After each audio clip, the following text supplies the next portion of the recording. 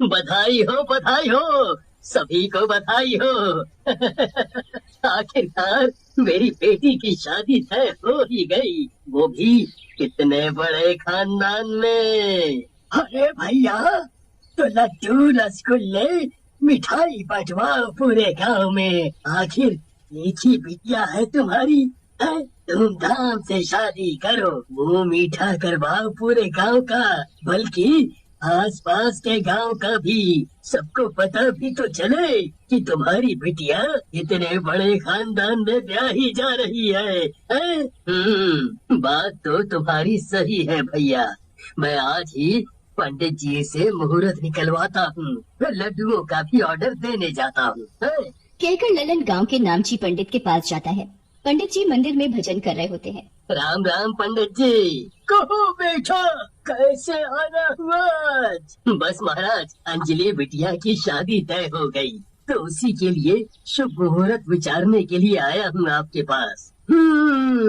कुंडली लाए हो बिटिया की? ललन पंडित जी को कुंडली देते हुए, पंडित जी, कुंडली में जरा ग्रह दोष भी देख लेना, कोई रुकावट ना आए बस अंजलि की शादी में। पंडित बड़ी गंभीरता से कुंडली खोलकर देखता है। बिटिया के ग्रह बता रहे हैं कि शनि की दशा भारी है, और निवारण के लिए तुम्हें कोई लोहे की वस्तु लानी चाहिए बिटिया के नाम पर, और उसी के नाम से कोई भला काम करना होगा लोगों के लिए, तब ये दोष कुछ हद तक टल सकेगा। कृपा हो गुरुदेव की। तो सबसे पहले मैं यही काम करूँगा, तब फिर आऊँगा तिथि निकलवाने। कहकर ललन हाथ जोड़ते हुए मंदिर से निकल जाता है। रास्ते पर वो सोचता है कि ऐसा क्या काम करूं। आते समय उसे एक कबाड़ की दुकान पर एक मशीन दिखती है, भारी भरकम। ये क्या है भैया?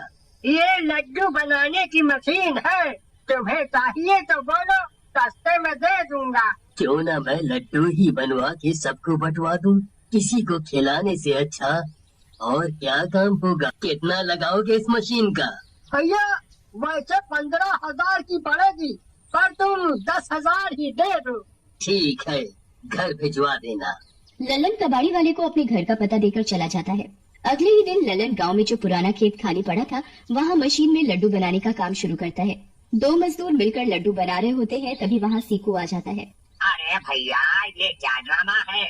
तुम तो बिटिया की शादी की तारीख निकलवाने गए थे, ये क्या नौटंकी का जुगाड़ करके आए हो वापस? भैया, बिटिया पर जो दोष है उसे दूर करने के लिए कुछ भला काम करना पड़ेगा, तो सोचा लड्डू की मशीन ही ले आऊं। सिर्फ लड्डू से क्या होगा? लड्डू के साथ साथ सब्जी पूरी भी बंटवाओ, जिससे लोगों को भरपूर खाना मिल सके। ये बात तो तुम सही कह रही हो। ये सोचकर ललन मशीन वही बंद करवा देता है और घर चला जाता है। उसी रात खेत में न जाने कहां से एक भूतिया बंदर आता है। अरे, ये क्या चीज है? तभी भूतिया बंदर की नजर लाल लाल बूंदी के लड्डू पर जाती है। अरे, लाल लाल मांस जैसा क्या है? शायद मांस ही हो, खा के देखता हूँ।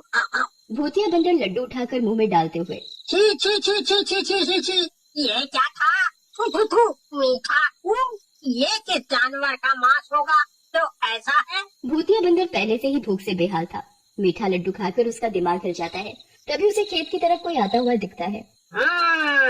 ये कौन आ रहा है?